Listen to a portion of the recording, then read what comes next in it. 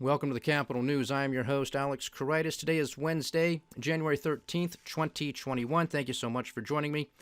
Title of today's podcast, Impeached Again and Savings Stolen. So this is a carryover from yesterday's podcast. And my apologies for getting that uploaded late. I had some internet difficulties, so that's why that was uploaded this afternoon as opposed to yesterday evening. But it is up there. Episode 512, another impeachment and debt craziness.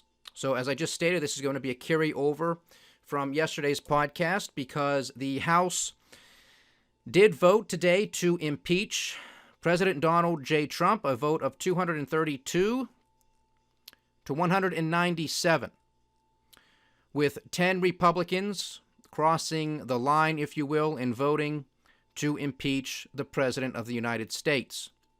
So I guess technically, by definition, this was a bipartisan vote to impeach the president because during his first impeachment last year, seems like an eternity ago, there were no Republicans on the House side that voted to impeach the president.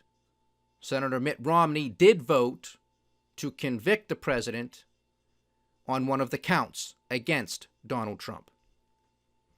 Now, there are some stories circulating out there, obviously behind closed doors, that more Republicans would have voted to impeach the president, but they were afraid for their lives, afraid for their families, or perhaps just afraid for their political careers because of the threats that are coming down the pike, the phone calls, the emails that they are receiving from people around the country, and of course, including a lot of their constituents.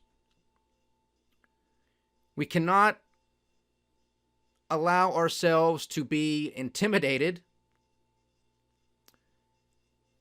and to vote accordingly from those threats. That is a very dangerous way to run a government. It's a very, very slippery slope. Because those are the arguments that we have sort of before us, people who are for impeachment, people who are against impeachment.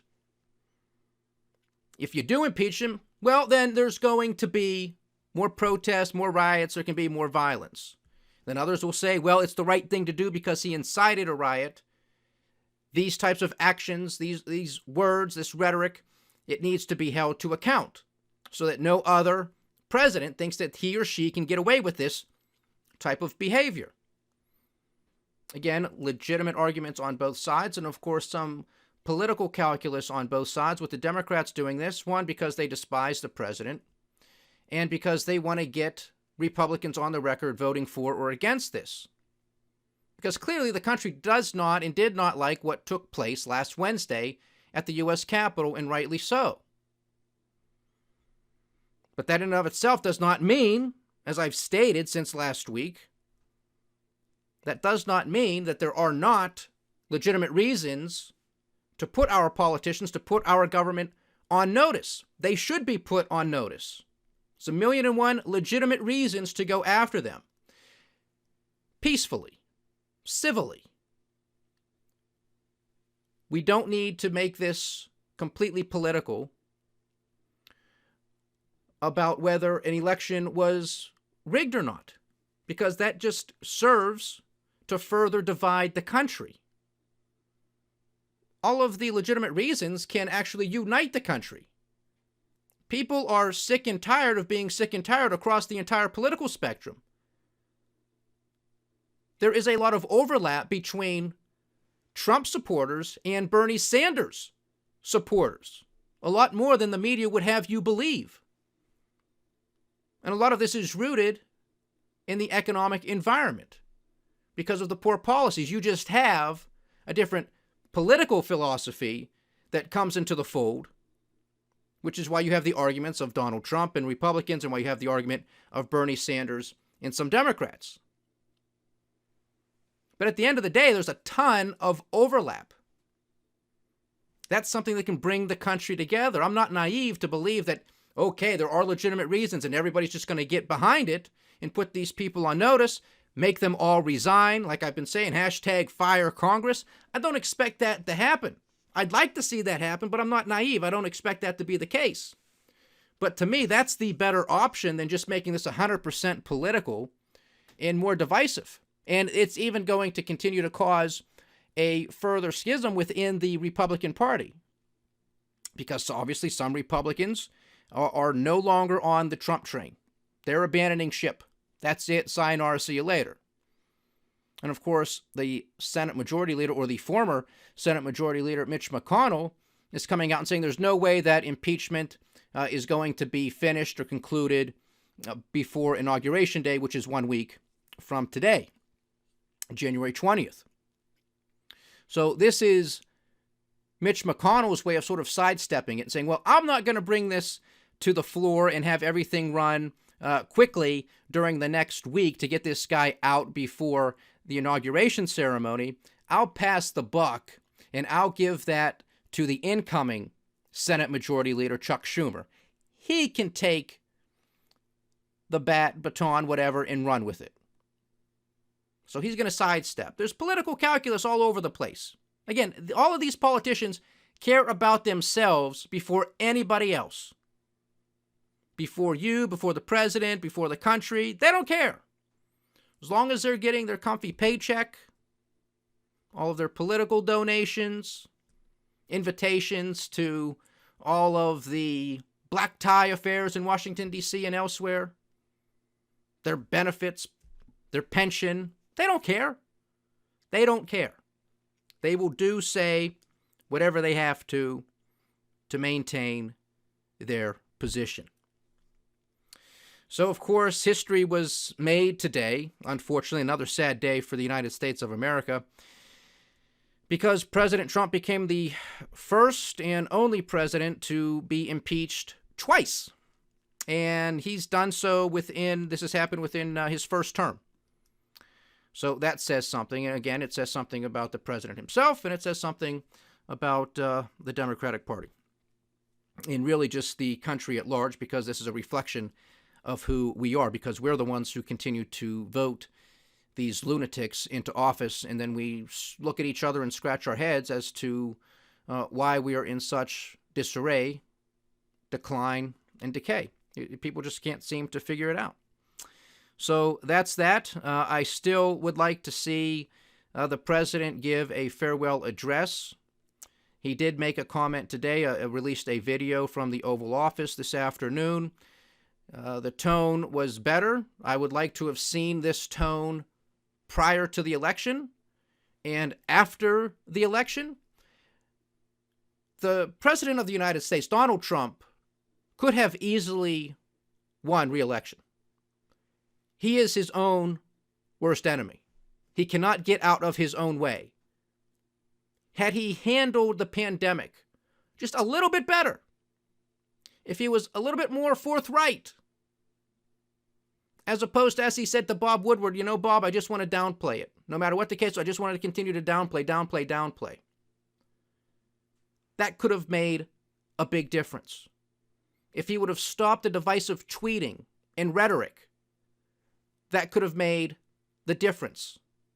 If he would have stopped pointing the finger at Democrats for everything that ails this country, that they are the enemy, the president could have won re-election. But if you want to be a divider as opposed to somebody who attempts to unite, well, this is what happens. So I don't know if this was on purpose because he really didn't want to win. He was just putting on a show, acting like the tough guy. He's tired of the job. Or if this is just simply who he is, and it's probably more that. It's just simply who he is, because we've seen enough iterations of Donald Trump to know this is who he is. It's not a show. Cannot control himself.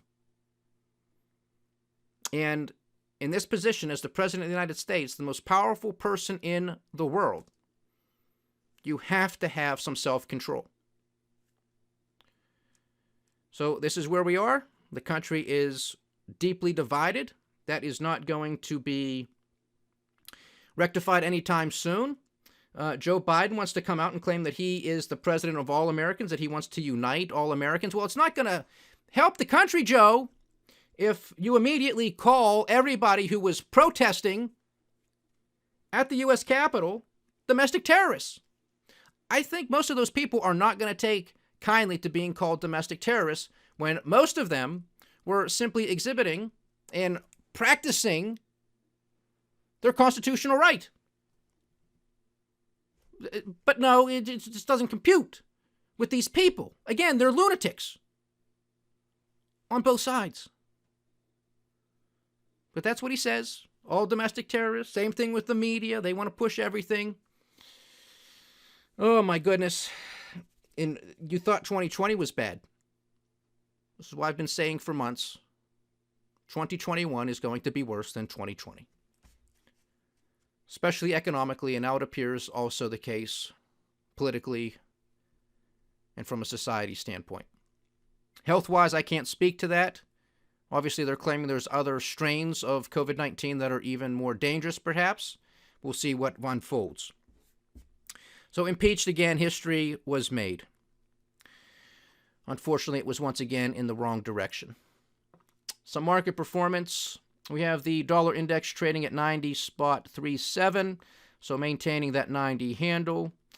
Bitcoin is trading at about $38,000 a coin, so getting back close to all-time highs. Not a lot of movement right now in the overnight trading for the currency market, so we'll leave it at that. Overnight futures trading for the Dow Jones Industrial Average is up about 0.1%. The S&P 500 is gaining 0.25%, and the NASDAQ 100 is relatively flat. Japanese cash trade putting on another 1.1% gain. So again, continuing to trade around 30-year highs. Mixed bag across the pond in Europe, but pretty stable, but nothing miraculous. And the Australian cash trade put on a gain of about 0.5%. With respect to commodities, a little bit of a pullback. WTI trading at $52.88. Brent at $55.96. Natural gas, $2.76. Gold trading at $1,840 an ounce. Silver at $25.20 an ounce. Those are spot prices. Uncle Sam's U.S. 10-year junk note is yielding 1% even. Now, we got some further news this evening that the incoming Biden administration is already looking to pass a $2 trillion, quote-unquote, stimulus package. $2 trillion. Who didn't see this coming? So let's just get this straight. We passed the $900 billion monstrosity a couple weeks ago in conjunction with a $1.4 trillion spending bill just to keep the lights on for a few months here in this country. And now they're looking to pass another $2 trillion. And I can guarantee you that there will be more after this. This is just their first go at it. And this is mainly going to pertain, I would imagine, to further checks to go out to people, $2,000 checks, and any other type of COVID relief that they want to come up with. So after this, they'll probably tackle some sort of portion of the Green New Deal, something that has to do with health care, something that, something in addition to the Green New Deal with the environment, and God only knows what else. Student debt, mortgage payments, rent payments. Who knows what they're going to come up with next, but it's going to be extremely, extremely expensive. So let's get this straight. Once again, $900 billion, $1.4 trillion, and now this $2 trillion. Now, I don't imagine it's going to be $2 trillion, but the Democrats do control all houses of the government. But I imagine that the Republicans will grow a spine miraculously and sort of hold this off as long as they can. But something will get passed. So that takes us to $4.3 trillion. Okay? $4.3 trillion. Again, our trusty dusty usdebtclock.org. What's this tell us? The U.S. federal government brings in tax revenue $3.5 trillion. So we're already in the hole $800 billion. Just from this, and it's only January. Now the fiscal year for the government starts in October. I don't care how you look at it. You want to base it off the fiscal year, you want to look it off the calendar year. I don't care. This is out of control, and it's only going to get worse. So we're already having a deficit right off the bat, $800 billion. Then you take the traditional, the basic spending that our government does. That's about another $500 billion. So we are well over $1 trillion in deficit, and it's only January. And then you just wait until this stuff does not work, as we're starting to see with the continuation of poor job growth. None, actually. 800,000 initial jobless claims week over week or thereabouts. And we're almost a year into the COVID-19 restrictions and lockdowns. 140,000 jobs lost, according to the official jobs report released last Friday. This is all in the wrong direction. All of those trillions of dollars that were printed last year, they're wearing off. Now, the stock market continues to climb. Certain individual stocks continue to climb. Like I said, as long as Tesla's up, everything's right in the world. As long as JP Morgan and Goldman Sachs are up, everything's fine. Don't worry about the tens of millions of Americans facing evictions. Tens of millions of Americans in food bank lines. Pay no attention to the real people, to the real economy. As long as a couple major corporations' stock is doing fine, that's all you have to pay attention to.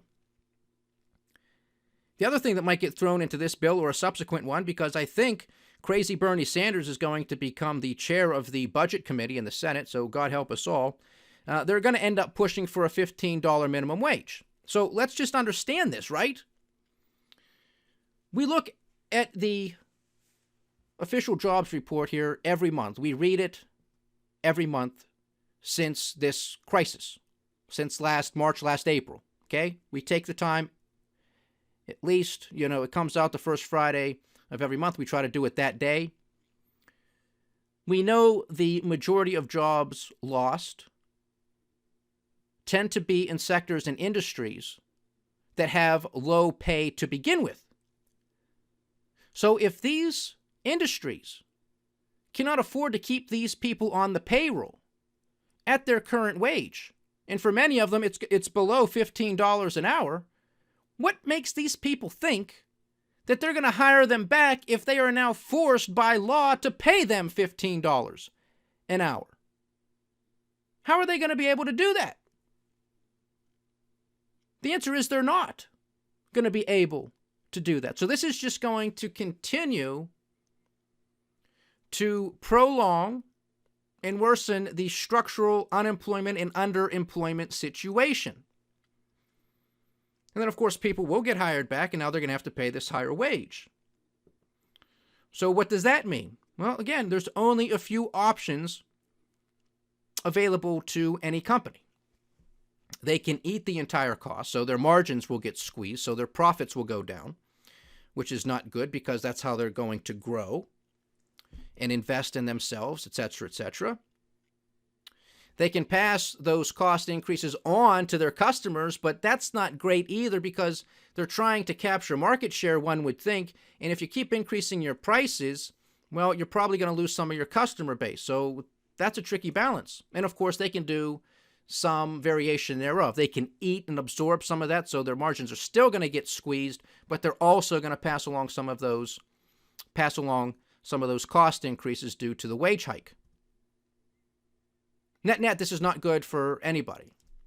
What the government fails to realize is that the reason that so many people would cry and scream for a higher minimum wage is because the cost of living is so expensive. If everything was not as expensive as it is, due to asinine, flawed economic policies, due to excessive taxation and regulation and inflation, well, maybe people could afford to live. Maybe people wouldn't be living paycheck to paycheck, but they are. Maybe people would actually have some savings, but they don't. I'm going to talk about that a little bit further today, too, because that was sort of at the tail end of yesterday's podcast. So I just want to reiterate some of that data, again, from the USDebtClock.org with respect to savings, because that's a really heartbreaking statistic, and it just goes to prove what I have been preaching here since I started this podcast back in 2019. They don't understand that they are the ones in the way. that people are crying out for more money because the cost of living is so expensive. If prices actually came down, well, then it becomes more relative. No, I'm not living paycheck to paycheck. Now I don't need to use credit cards to make ends meet and then pay a ridiculous interest rate on top of it. They just don't get it. They can't get out of their own way. They might be well-intentioned. Some of them might actually think that this works, so they are truly well-intentioned. But they're idiots. They just don't grasp it. And then there are those who do grasp it. They know the pitfalls of this, but it's the politically convenient argument for their side, so they push it anyway. Either way, net, this is not the right policy to be implementing. And it's just going, again, to create further structural unemployment and underemployment. Because $15 an hour, that's a decent amount of money, especially in a lot of parts of the country. Well, there are a lot of young people, teenagers, that have no experience whatsoever, and quite honestly, their skill set is not worth $15 an hour, at least not out of the gate. So allow them to learn a skill. Allow them to understand what it means to go to work, have a job, work for a boss, take orders, work with colleagues, work with customers, prove themselves, and then you give them a raise, you give them a promotion. That's how it's supposed to work. Not just say, well, cost of living so high, let's just increase the minimum wage and everything else, but that's not how it works. Get out of the way. Get rid of the income tax. Get rid of the Federal Reserve. Get rid of these ridiculous regulations. Allow free market capitalism to work. Allow people to negotiate their wages. Allow people to prove themselves, to prove their worth. That's how it's supposed to work. It's not that difficult, but these guys just can't get out of the way. So, again, looking at the usdebtclock.org with respect to savings. So, as it stands right now, savings per family comes out to about $28,500. Now, this is an average. This is an average.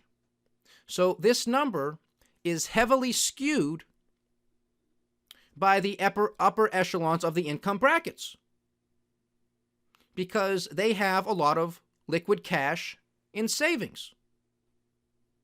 So this is greatly skewed. So it would be nice to have the median savings per family on the usdebtclock.org, just so we would have some sort of relational analysis to understand where that stands. Of course, I can go find that, but I'm just trying to keep this brief here with the usdebtclock.org. Great one-stop shop, believe me. So $28,500. And there's most definitely a lot of families, unfortunately, that have a negative balance. They have negative savings. They are in debt. So, even with that said, it's still a positive number. $28,500. You fast forward to January 13th, 2025, only 4 years away. Savings per family is now at $1,500. $1,500. A loss of about 95%. You get it? You get why all of these policies are destructive? They are devastating? This is theft. This is taxation. This is inflation.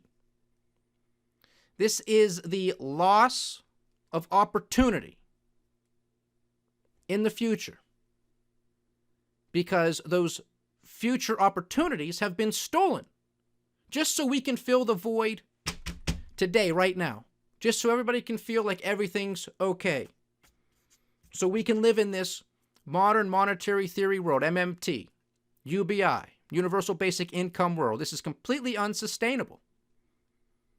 $27.8 trillion national debt today. 4 years from now, $49.1 trillion. From George Washington to Donald J. Trump in 2019, $22 trillion national debt. within the first 4 years of the Biden administration, we're going to put that much more onto the national debt. We were spiraling out of control. This is exponential growth in the wrong direction. Didn't have to be like this because exponential growth could have worked for us in the right direction. Savings, investment, production. That grows an economy. Japanese market is up, as I stated earlier in the podcast going over market performance. Why? Because they love the news that another $2 trillion is coming down the pike that the United States does not have. They don't care. And the Bank of Japan is signaling that they will be engaged in more stimulus if they have to do so as well, if the health crisis gets worse. Spending does not equal growth.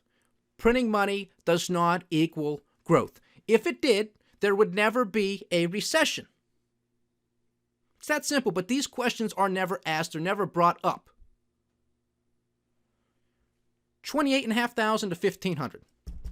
People are already suffering as it is. This is only going to get worse. Do you understand this? And the people that think that inflation doesn't exist, they need smacked across the face. What don't you get? Well, I guess if we strip out food prices and commodity prices and energy costs and housing costs, well, then, it's pretty affordable. All you have to do is not eat. Don't produce or consume anything because that would involve commodities and energy prices, and sleep outside in a tent. If you can do all those things, well, there's no inflation. Don't go to the doctor. Don't use any type of health care. And don't you dare go to school and try to educate yourself either because those costs are through the roof too. But other than that, there's no inflation. And of course, the government has every incentive in the world to calculate inflation as low as possible. Because one of the biggest outlays is, of course, Social Security. And God forbid, they actually compensate the recipients on Social Security with a true cost of living adjustment, which of course would be inflation. They don't want to give you that true cost of living adjustment increase year over year. Because we'd never make it. If that was the case, we might be near $49 trillion national debt today. Not 4 years from now, today, if they actually calculated inflation properly to truly reflect what's going on in the real economy. So understand this. The government screws you over for your entire working career, 30, 40, 50 years, taking all that money out, Social Security taxes. And then once you receive it, they don't give you a true cost of living adjustment increase year over year. They don't do it. They screw you both ways. And people are supposed to be thankful that they're getting a check. This is what the government does and is, folks. They break your legs, then they give you crutches and say, without me, you'd be crawling on the ground. At least you got crutches. At least you can hold yourself up. Yeah, but weren't you the guy that broke my legs? No, don't pay any attention to that. I just gave you crutches. Be thankful. That's the government. Those are central banks. That's how they operate. And then furthermore, when you're trying to calculate real GDP, okay, so you have nominal GDP growth minus the inflation rate gives you the real GDP figure. Well, if the inflation rate is lower, then you're going to have a higher real GDP rate. You get it? All the incentives are for the government to cheat, to make themselves look better, to make GDP figures look better than what they really are, to not pass the buck on to you, the recipient of Social Security and other programs, because they don't want to pay it, because they can't, because we're broke. First World Banana Republic. This is easy stuff, ladies and gentlemen. The dots are all there. You just have to connect them. And the best stuff are just the numbers that you can count up. You don't have to do any fancy math. You don't have to do any fancy forecasting or modeling. Don't have to be an economist. Don't have to be a mathematician. Just have to understand some basic math and connect the dots and paint the picture. Now, understanding some of the finer points to know what type of policies to adopt to correct this craziness, well, then it's going to help to have some stronger math skills, some stronger economic analysis skills, But that's what I'm here for. Get rid of the income tax, abolish the Federal Reserve, cut back on regulations, restore the rule of law, restore free market capitalism, allow people to live, allow people to be free. And round we go. That's it. It's not complicated. We have the blueprint. We know it works. Yet these idiots want to pass another $4.3 trillion in money that we don't have, pass a $15 minimum wage that's only going to cause more problems, and who knows what else they're going to come down the pike with. So that's it. Impeached again in savings stolen. And we're supposed to be thankful. Stay diversified, stay vigilant, and stay with the Capital News. I am Alex Corritis. Godspeed.